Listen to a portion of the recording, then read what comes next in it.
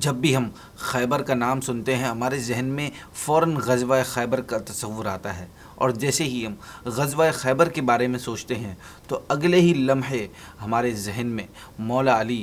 شیر خدا کرم اللہ تعالی وجہ الکریم کا نام بھی آ جاتا ہے، کیونکہ خیبر انہوں نے ہی فتح کیا تھا۔ تو آج ہم اسی تاریخی مقام یعنی خیبر کے قلعوں پر گفتگو کریں گے۔ چنانچہ حضور صلی اللہ علیہ وسلم نے ارشاد فرمایا کہ کل میں اس آدمی کو جھنڈا دوں گا جس کے ہاتھ پر اللہ فتح دے گا، اور وہ اللہ اور رسول کا محب بھی ہے اور محبوب بھی۔ راوی کہتے ہیں کہ صحابہ نے یہ رات بڑی بے چینی سے گزاری، لیکن صبح کو اچانک یہ آواز لوگوں کے کان میں آئی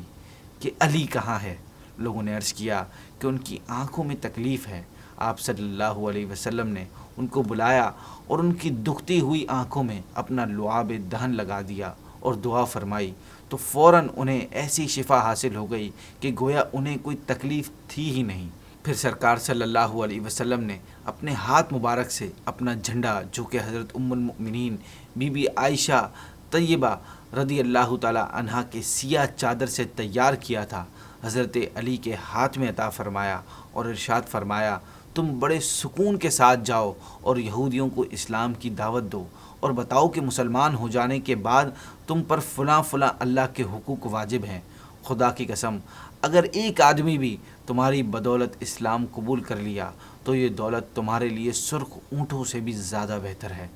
ناظرین، اب خیبر کے سب سے مضبوط قلعے کی فتح کا وقت قریب ہے، اور قلعے کا رئیس اعظم مرحب خود بڑے روب کے ساتھ نکلا اور بڑے غرور سے آگے بڑھ کر حضرت علی رضی اللہ تعالیٰ عنہ پر اپنی تلوار سے وار کیا، مگر آپ نے ایسی ٹیکنیک استعمال کی کہ مرحب کا وار خالی ہو گیا۔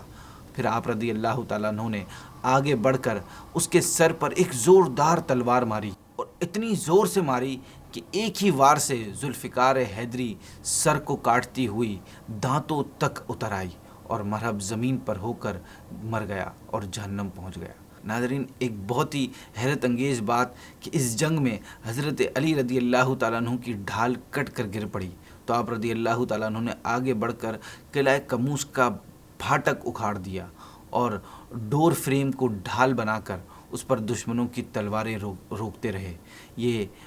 ڈور کا جو فریم تھا یہ اتنا بڑا اور وزنی تھا کہ جنگ کے بعد 40 آدمی اس کو نہ اٹھا سکے، لیکن مولا علی اسے اکیلے اٹھاتے تھے اور لڑ رہے تھے۔ مولا علی نے کمال شجاعت کے ساتھ لڑتے ہوئے خیبر کو فتح کر لیا، اور نبی کریم صلی اللہ علیہ وسلم کا فرمان یوں حق اور سچ ثابت ہوا۔ بے شک مولا کائنات کرم اللہ تعالی وجہ الکریم اللہ پاک اور رسول صلی اللہ علیہ وسلم کے محب بھی ہیں اور محبوب بھی ہیں، اور بے شک اللہ پاک آپ رضی اللہ تعالیٰ عنہ کے ہاتھ سے خیبر کی فتح عطا فرمائی، اور قیامت تک کے لیے اللہ پاک نے آپ رضی اللہ تعالیٰ عنہ کو فاتح خیبر کے معزز لقب سے سرفراز فرما دیا، اور یہ وہ عظیم فتح ہے جس سے پورے جزیرۃ العرب میں یہودیوں کی جنگی طاقت کا جنازہ نکال دیا۔